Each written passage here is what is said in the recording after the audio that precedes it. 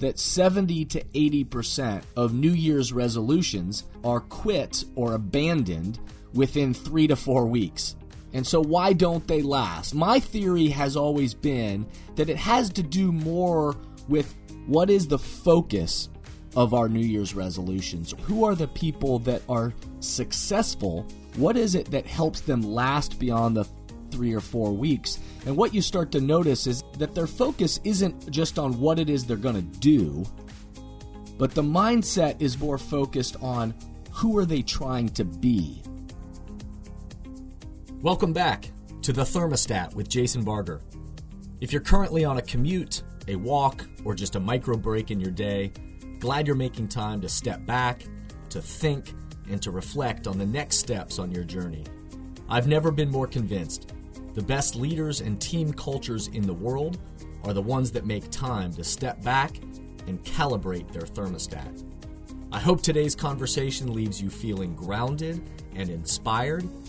Now let's dive into today's topic to engage our minds and hearts in order to authentically lead and create compelling cultures wherever we are in the world.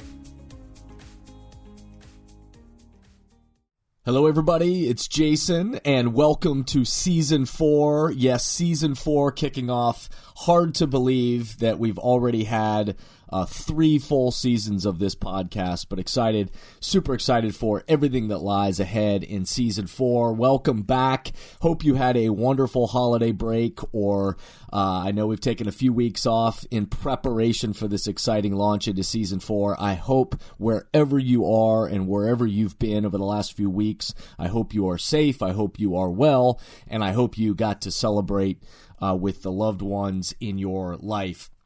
There's been so much great feedback and mojo coming out of seasons 1, 2, and 3 of this podcast. Again, thank you to everybody who's been along on this journey from day one.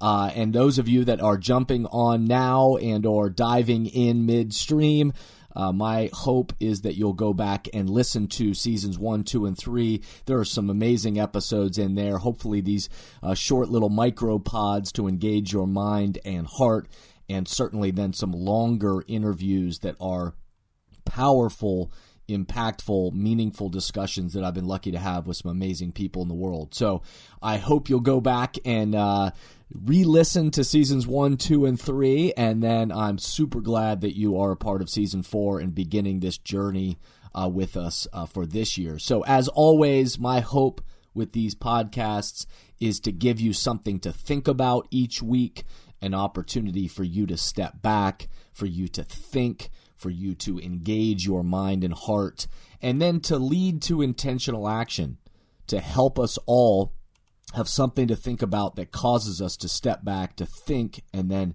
intentionally move forward in the way that we lead, the way that we show up to the relationships in our lives, and certainly to the organizations and cultures that we serve. So Season 4 is here. Keep listening. Thank you to everyone out there, again, who not only listens, but subscribes, who shares this, who comments, who rates it and leaves 5 stars. All of those things are what help amplify these messages even further out into the world, so more people can access this content, can find it, and that's how the algorithms work. So again, thank you for anybody that takes the time to rate, to review, to all those things.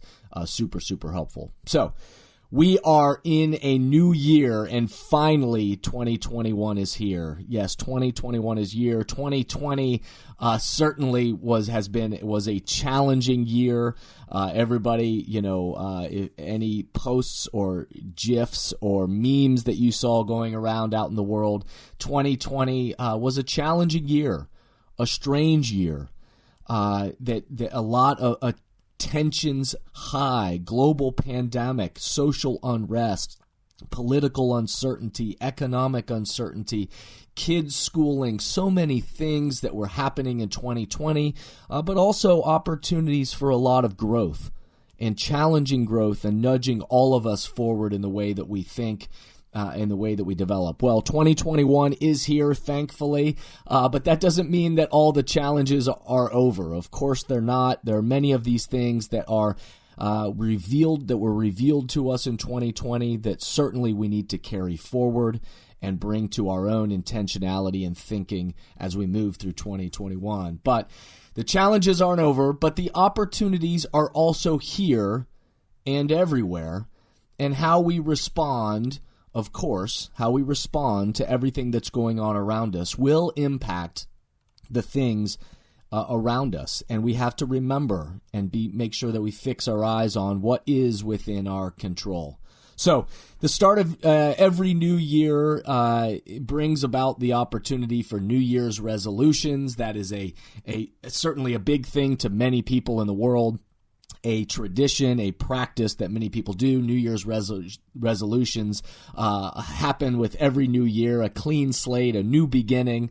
And oftentimes what it leads to is a rush to, gyms and weight loss programs and goals that people set for themselves. And yet you've heard me talk about in years past that it's interesting that in so many people that the fact that New Year's resolutions are so big and goal setting to start a new year, and yet the research shows that 70 to 80% of New Year's resolutions are quit or abandoned within 3 to 4 weeks.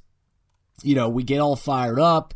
The research shows that people get all fired up. We have the best of intentions, and we set all these goals. We set all these things, that we're going to cut out in our lives. And then yet about 3 to 4 weeks in, the research shows that most people bail. And so why don't they last? And so you may remember me talking about, but it's at the beginning of a new year, it's good to highlight these things again and to rinse and repeat some of these messages. Why can't we make it past that 3 or 4 week mark? Why can't we at least get to April, But as you dive into the research and as you think about it, my theory has always been that it has to do more with what is the focus of our New Year's resolutions or the goals that we are setting. What are they born out of? What are they rooted in? What are they centered on?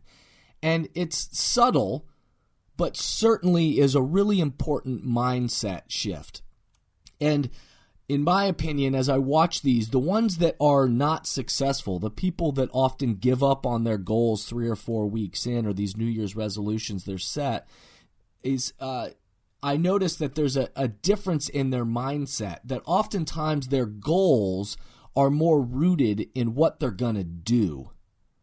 They set it's almost like a checklist that they set up, and it's all about what they're going to do. They're going to work out more, they're going to eat less, they're going to sell more, they're going to do this, they're going to do that, they're not going to do this, they're not going to do that. And it's all focused on the doing. And yet as you step back and you watch and you look at who are the people that are successful with carrying their resolutions beyond that 3 or 4 week or those goals that they've set, what is it that helps them last beyond the 3 or 4 weeks? And what you start to notice is it's a subtle mindset shift from that their focus isn't just on what it is they're going to do, but the mindset is more focused on who are they trying to be, and that their being actually drives their doing. I did a whole podcast on this idea of being versus doing. So if you look back, I think in season 3 or possibly season 2, you'll be able to listen to a longer podcast if this idea is interesting to you. But as we start a new year, it's important for us to remember that the goals that we set, the New Year's resolutions that we set, or the goals we set for us individually or as teams or organizations, the more successful people and teams and organizations at achieving those goals, it's when their mindset for the goal itself is about who they're trying to be rather than just what they're going to do. And that subtle mindset shift leads them into then saying they're focused more on who are we trying to be in this bigger picture? Who is it that I want to be? And even the subtle mindset shift of saying, I want to be healthier. And then from that healthier, what is it that I'm going to do about it? And then it leads to based on who I want to be, what is it that I'll now go do? That deeper rooted sense of who you want to be seems to help people be more effective in their goal setting. So as we start a new year, and you dive into this year, you yourself personally, for your family, for your friends, and certainly for your team or your organization, that culture that you serve at work, as you begin to set New Year's resolutions or goals for the next quarter or the next year, I urge you to have them start with, who is it that we want to be? Who is it that we're striving to be? And then let our doing grow out of our being, rather than just a checklist of all the things that we say we're going to do, that oftentimes, if they're shallow and they're not rooted in anything deeper than that, then oftentimes it just becomes a to-do list rather than a conviction about who we want to be in the new year. And that being will help nudge us forward. So wherever you are and however you're coming into this new year, I hope you're thinking about, reflecting on, who is it that you want to be? What kind of team do you want to be? What kind of organization are you still connected and striving to be? And let your being drive your doing. In 2021, again, with the unique year that we've had in 2020, I also want to remind us about something. And I'm going to remind us that in the year 2020, with everything that we've been dealing with, again, social unrest, civil unrest, economic uncertainty, a global pandemic, where our kids are being schooled, and certainly everything that has come with the challenges we faced, I'm urging us to remember that we're going to need, as we navigate our way through 2021, we're going to need to remember our GPA. We're going to need to remember our GPA. Now, when I say GPA, I'm not talking about grade point average. We don't need to remember our grade point average. I certainly don't want to remember my grade point average. And so if all of a sudden you just got a little nervous or your heart started fluttering, I'm not talking about grade point average. But I do think that as leaders and as individuals and as teams, we're going to need to remember our GPA in order to navigate our way ahead through the challenges and the obstacles and everything we're facing.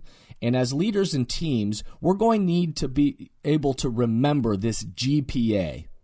And I'm going to define GPA differently for you. The G, we need to be grounded. We need to be grounded. So in order to navigate our way through 2021, we're going to need to remember our GPA. And the G is we need to be grounded. And with so much that is swirling around us, there's so much that is happening around us that is out of our control and has seemingly been out of our control in the last year, and certainly again, probably in the sense of still the times we're in now, that we're going to, as leaders and as individual humans, but absolutely as entire teams and organizations, we're going to need to remember to stay grounded. And what I mean by that is we're going to need to be grounded and connected to your why. Connected to the center of your why, your purpose, centered on what is our mission. What is your individual mission, or what is the mission of your team and organization? To be grounded in that mission and to be clear on what is within our control, what is within your control, and how you're committed to going to do the work. The best leaders, teams, and organizations in 2021 are going to need to be grounded in that mission, that purpose, bringing themselves and each other back to that to say, hold on a second, in the midst of everything that's out of our control right now in the world, what do we need to remember about why we're doing what we're doing, about the mission that's in front of us, about the bigger picture of not just what's out of our control, but what is within our control, and then to be grounded in that pursuit of not just what we do, but how we're committed to going to do the work. How am I committed to show up every day to the work that I have to do? How are we as a team and organization committed to competing, to moving forward together, and be grounded in a sense of mission, in purpose, and clarity of not just what we're going to do, but how we're committed to doing the work together. And so we're going to need to be grounded. So I'm urging all of us, and I'm saying this to myself as much as I'm saying it to anybody, is I know that in 2021 as a leader, as a husband, as a father, as a partner and an advocate and support, a guide, a mentor, a coach, and a support to teams and organizations, I know that we're going to need to be grounded, which means we're going to have to be grounded to that mission, that purpose, and remind each other all the time, why are we doing what we're doing, and how are we committed to go into work each day? How are we going to move forward together? So we're going to need to be grounded. So the GPA, we're going to need to be grounded, but we're also going to need to be prepared. So grounded is the G, prepared is the P. We're going to have to be prepared. If 2020 taught us nothing, then we have a great opportunity in front of us. The best leaders, teams, and cultures, they don't just magically happen. They don't just magically happen. As things began to hit the fan, and in 2020, so many things that were out of our control began to happen, the teams and organizations that were already prepared. Now, nobody is really ever fully prepared for a global pandemic or for civil unrest or these intense things that have happened in 2020. Nobody is fully prepared as if it's not a big deal or it's not a big challenge. But the teams, the individual leaders, teams, and cultures that had a clarity around their values and how they are connected to each other and how they're committed to moving forward and are grounded in that mission, then they were better prepared to take the next step. And they were able to then go into that planning and that design phase to say intentionally, what are we going to do and how are we going to prepare ourselves and each other to take the next steps together? So the best leaders, teams, and cultures, as you hear me say all the time, they don't just magically happen. We must prepare for each moment to bring our best leadership and culture to life. What do we want, and what are we willing to plan, design, and prepare to make happen? The best cultures don't just magically happen, which means we have to be willing to plan. We have to be willing to design. We have to be willing to have those conversations for our lives individually, but also for our collective groups, for our family, for our communities, and certainly for our team cultures and organizational cultures. What is it that we really want?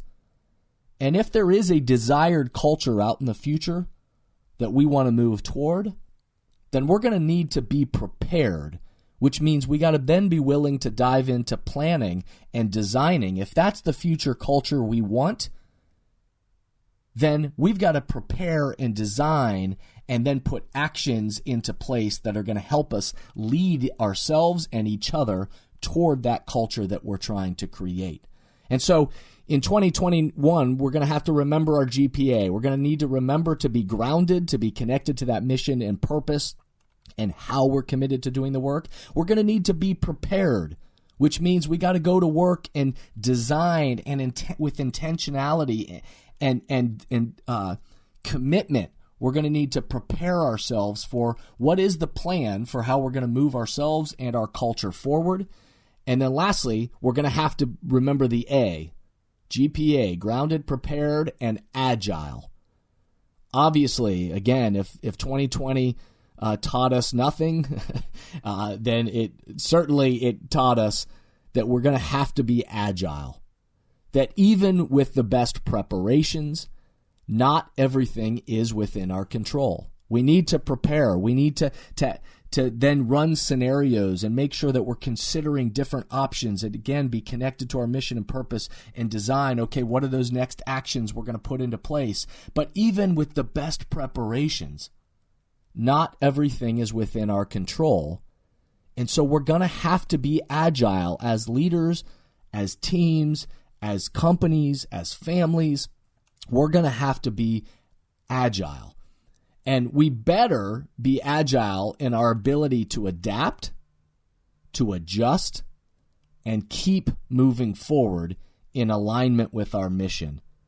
That, again, if we use this GPA, if we remember this GPA, and that GPA actually becomes almost like a GPS to help us navigate ourselves forward, that we're going to have to remember that we've got to stay grounded, we're going to have to prepare, and then we're going to have to be agile enough to adapt and adjust our plan along the way, but to keep us moving forward in alignment with that mission and keep finding ways individually and collectively to stimulate progress. If you remember on a recent podcast that I did, I talked about how in the best cultures, I reminded us of this language: what we allow lingers and what we teach triggers. If you didn't listen to that podcast, I really urge you to go back and listen to it, because in culture shaping, as we develop our teams and our organizations, in culture shaping, what we allow lingers. And so the bad habits we form, the way that we talk with each other, the lack of planning, the lack of preparation, the lack of clarity around what that mission is, or the lack of clarity around the values that are going to drive the work, the conversations that we avoid and yet we need to have, all of those bad habits that we form, or the ways that maybe aren't the best of the way we operate, those things that we allow within our relationships and our teams and organizations, those things that we allow linger. And unfortunately, they linger in our culture and become this toxic and distracting and infectious kind of feeling within our culture, that what we allow lingers. But I talked about then in the best cultures, the best teams and organizations, they shift that they're aware of. All of us have things in our relationships and in our cultures with our groups, our entities of any kind. We have things that linger, but we need to check and make sure that we step back every once in a while and look at them and say, are we allowing things intentionally?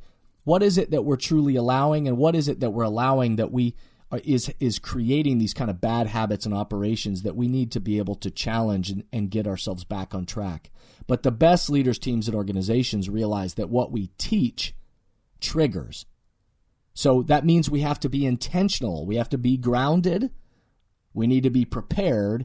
And we need to be agile to make sure that we are always teaching the things, teaching the habits, teaching the language, teaching clarity around the mission and the values, teaching around how are we preparing and what are the next actions that we're going to put into place.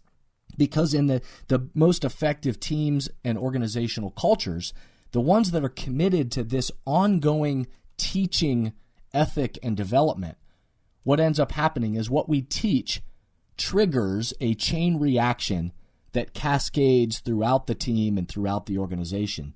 And so we need to always be having that conversation along the way of not only being grounded in our mission and prepared in intentional design and agile in our thinking, but we need to be then challenging ourselves. What is it that we're allowing, which is lingering?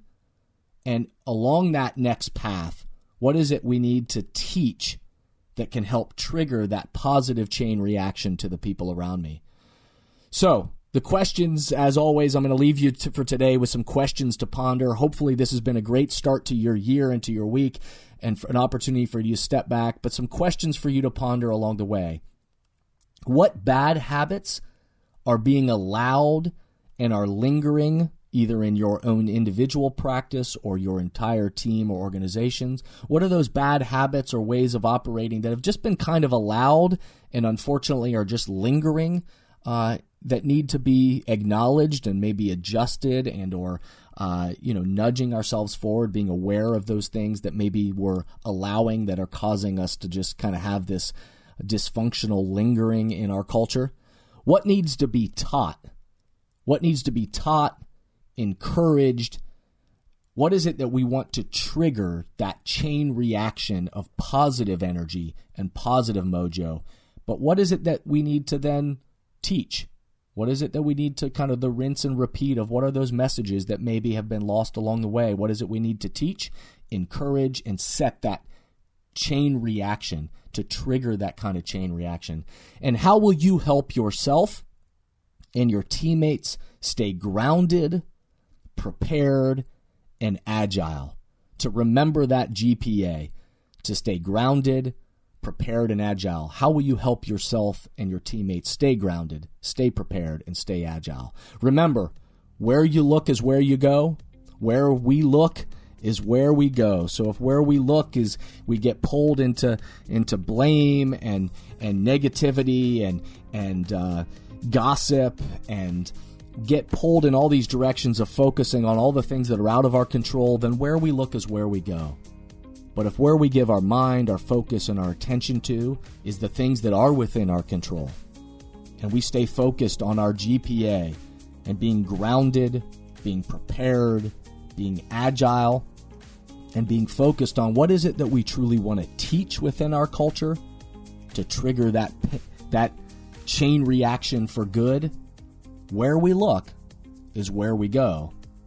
So I encourage all of us in the year of 2021 to remember our GPA. Thank you for listening to today's podcast, and I hope the messages and questions stimulate positive change along your path.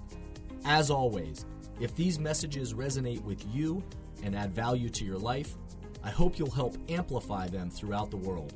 Please rate, comment, and share on whatever podcast or social media platform you're using. And share this podcast with the people in your life or work who should be part of these conversations. That way, this spirit does, in fact, spread. If these messages or developing leaders and culture would be helpful to your organization, or you have a question or comment about this podcast, please contact us at jasonvbarger.com. And remember, we all are ambassadors for the culture we want to create in our life and work. We have to own the vision we want to be a part of. The future of leadership is you, is me, is us. Be a thermostat.